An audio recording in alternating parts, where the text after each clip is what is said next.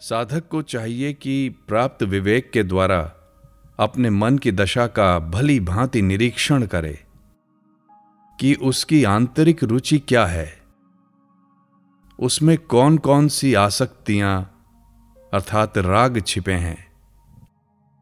इस प्रकार मन के अंतःस्थल में रुचि और राग के रूप में छिपे हुए अपने दोषों को देख लेने पर वे दोष अपने आप नष्ट हो जाते हैं और चित्त शुद्ध हो जाता है। यह प्राकृतिक नियम है। साधक जिस वर्ण, आश्रम, परिस्थिति में रहता हो, उसे तो भगवान की नाट्यशाला का स्वांग समझे और उस स्वांग के अनुसार जब जो कर्म करना आवश्यक हो उसे खूब उत्साह, सावधानी और प्रसन्नतापूर्वक करता रहे। परम श्रद्धेय ब्रह्मलीन स्वामी शरणानंद जी महाराज कहते हैं, साधक के जीवन में ऐसी प्रतीति नहीं रहनी चाहिए कि अमुक समय तो साधन का है और अमुक समय साधन का नहीं है। अमुक क्रिया या प्रवृत्ति तो साधन है और अमुक नहीं। उसका तो प्रत्येक क्षण और प्रत्येक प्रवृत्ति साधनमय होनी चाहिए। जिसकी समझ में सब कुछ भगवान का है, उसका अपना तो एक भगवान के अतिरिक्त और कुछ भी नहीं रहा।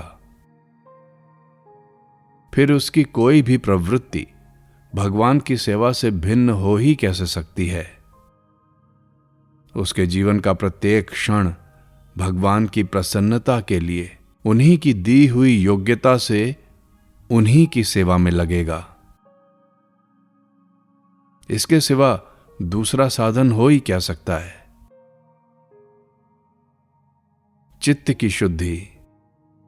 पहला, बुरे और अनावश्यक संकल्पों का त्याग ही चित्त शुद्धि का पहला उपाय है।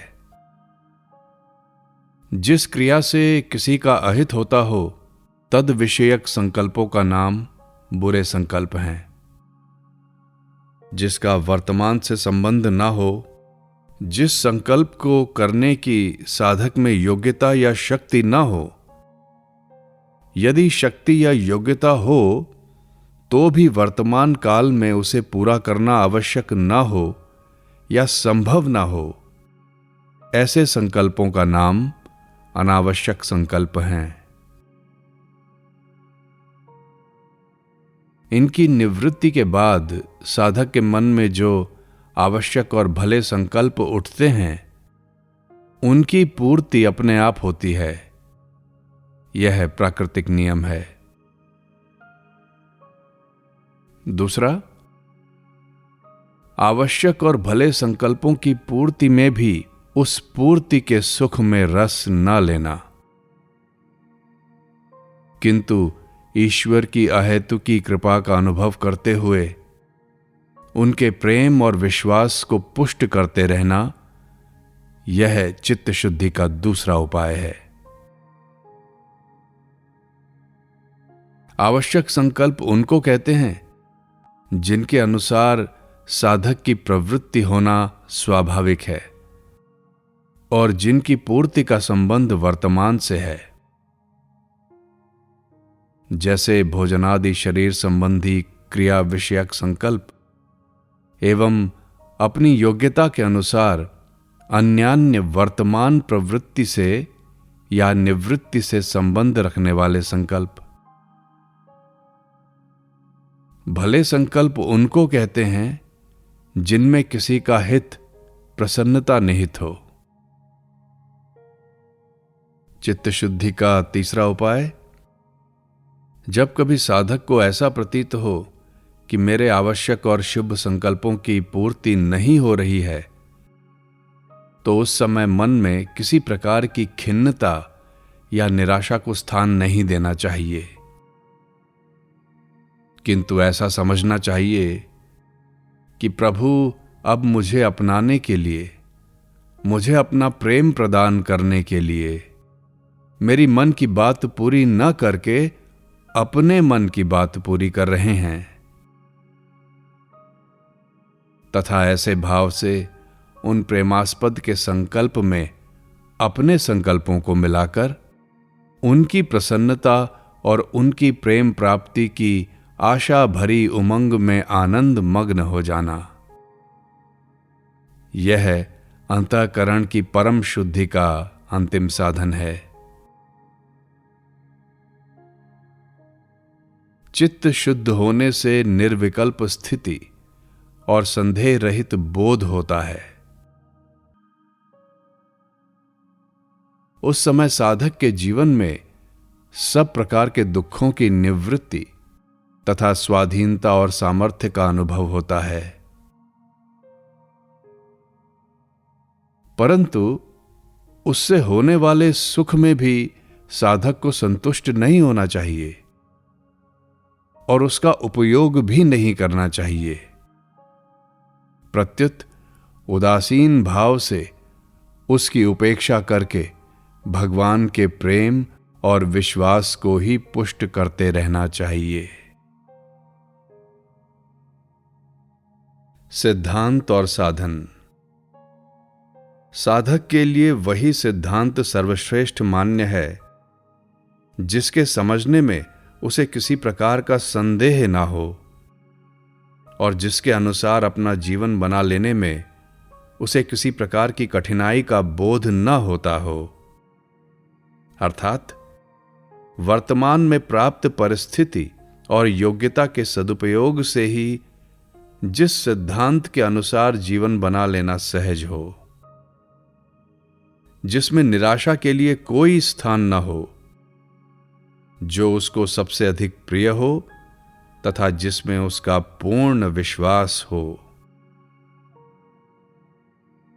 जिस साधक के पास न धन का बल है, न शरीर का बल है, न बुद्धि बल है, न इंद्रिय बल है, न सदाचार बल है और न जाति का बल है, ऐसा दीनहीन पतित से भी पतित मनुष्य भी जिस सिद्धांत के अनुसार सुगमता से अपने साध्य को अनायास सहज ही प्राप्त कर सकता हो, वही सिद्धांत सर्वश्रेष्ठ है।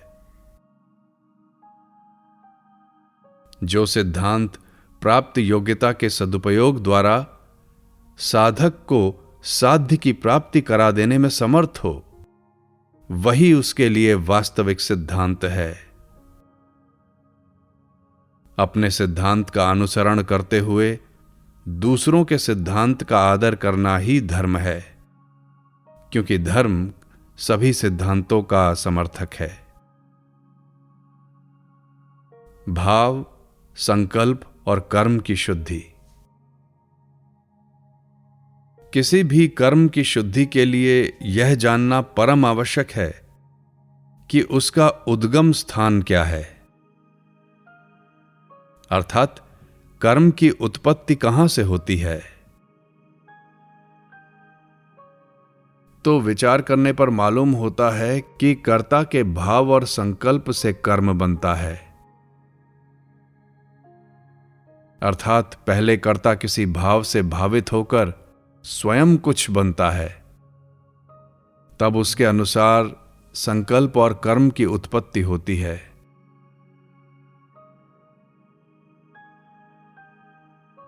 जब मनुष्य कोई अच्छा काम करने में प्रवृत्त होता है, तब पहले स्वयं अच्छा बनता है।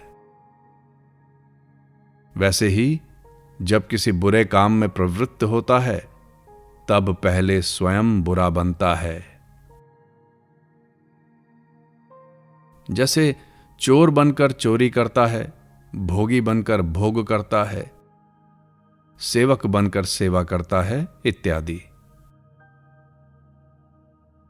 अतः यह सिद्ध हुआ कि क्रिया की शुद्धि के लिए साधक को पहले अपने अहम भाव को शुद्ध करना परम आवश्यक है, क्योंकि कारण की शुद्धि के बिना कार्य की वास्तविक और स्थायी शुद्धि नहीं होती। इसलिए साधक को चाहिए कि वह अपनी मान्यता को पहले स्थिर और शुद्ध बनाए। विकल्प रहित यह निश्चय करे कि मैं भगवान का हूं। यह भाव निश्चित होने पर अपने आप उन्हीं कर्मों को करने के संकल्प उठेंगे जो भगवान को प्रिय हैं, जो भगवान की प्रसन्नता के लिए करने आवश्यक हैं। इस प्रकार भाव, संकल्प और कर्म की शुद्धि सुगमता पूर्वक अपने आप हो सकती है। साधक जिस वर्ण, आश्रम, परिस्थिति में रहता हो, उसे तो भगवान की नाट्यशाला का स्वांग समझे और उस स्वांग के अनुसार जब जो कर्म करना आवश्यक हो, उसे खूब उत्साह, सावधानी और प्रसन्नता पूर्वक करता रहे, परंतु उस अभिनय को अपना जीवन ना माने, अर्थात उसमें जीवन बुद्धि, सद्भाव न रखे। ऐसा होने से अभिनय के रूप में होने वाली प्रवृत्तियों का राग अंकित नहीं होगा, जिससे निर्वासना आ जाएगी और प्रत्येक प्रवृत्ति के अंत में स्वाभाविक ही प्रेमास्पद के प्रेम की प्रतीक्षा उदय होगी।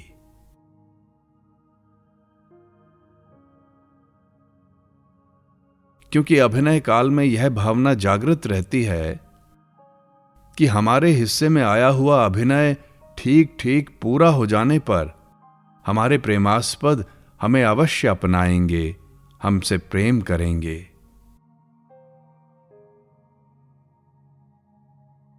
प्रेमास्पद की ओर से मिले हुए अभिनय से छिपे हुए राग की निवृत्ति होती है। राग का अंत होते ही अनुराग की गंगा स्वतः लहराने लगती है। यह सभी प्रेमियों का अनुभव है। अभिनय करते समय इस बात को कभी न भूलें कि मैं उनका हूं जो इस लीला स्थली रूप जगत के स्वामी हैं। अतः मैं जो कुछ कर रहा हूं या मुझे जो कुछ करना है वह उन्हीं की प्रसन्नता के लिए करना है, और इस अभिनय को प्रभु देख रहे हैं। अहम भाव की शुद्धि के बिना यदि कोई मनुष्य कर्म की शुद्धि के लिए प्रयत्न करता है, तो वह प्रयत्न करने पर भी कर्म को शुद्ध नहीं बना सकता, क्योंकि जहां से कर्म की उत्पत्ति होती है, जो उसका कारण है, उसकी शुद्धि के बिना कर्म की शुद्धि संभव नहीं है। साधक को चाहिए कि प्राप्त विवेक के द्वारा अपने मन की दशा का भली भांति निरीक्षण करे कि उसकी आंतरिक रुचि क्या है, उसमें कौन कौन सी आसक्तियां अर्थात राग छिपे हैं। इस प्रकार मन के अंतःस्थल में रुचि और राग के रूप में छिपे हुए अपने दोषों को देख लेने पर वे दोष अपने आप नष्ट हो जाते हैं और चित्त शुद्ध हो जाता है। यह प्राकृतिक नियम है। जब तक साधक गुरुजनों और शास्त्रों द्वारा सुनकर अपने दोषों को दोष समझता है, उनको सद्गुणों की भावना से दबाता रहता है, तब तक वे एक बार दब तो जाते हैं, पर उनका समूल नाश नहीं होता। अतः पुनः अवसर पाकर समय पर वे घोर रूप से भड़क उठते हैं, किंतु प्रत्यक्ष रूप से देख लेने के बाद दोषों का मूल सहित नाश हो जाता है। यद्यपि साधक बुद्धिजन्य विवेक द्वारा दोषों को दोष रूप में समझता है, उनको छोड़ना भी चाहता है, उसी प्रकार सद्गुणों को भी समझता है तथा उनको धारण भी करना चाहता है। परंतु जब तक हृदय और विवेक की एकता नहीं हो जाती, मन को उन दोषों में रस आता रहता है और गुणों के रस का अनुभव नहीं होता। तब तक दोषों का त्याग और गुणों का संग्रह नहीं होता। अतः साधक को चाहिए कि वह प्राप्त विवेक के द्वारा गहराई से अपने दोषों का निरीक्षण करके विवेक और हृदय की एकता स्थापित करे। अर्थात मन और बुद्धि में जो दूरी है उसे मिटाकर मन को बुद्धि में विलीन कर दे। ऐसा होने से दोषों की उत्पत्ति नहीं होगी और गुणों का अभिमान नहीं होगा। तब बुद्धि अपने आप सम और स्थिर हो जाएगी।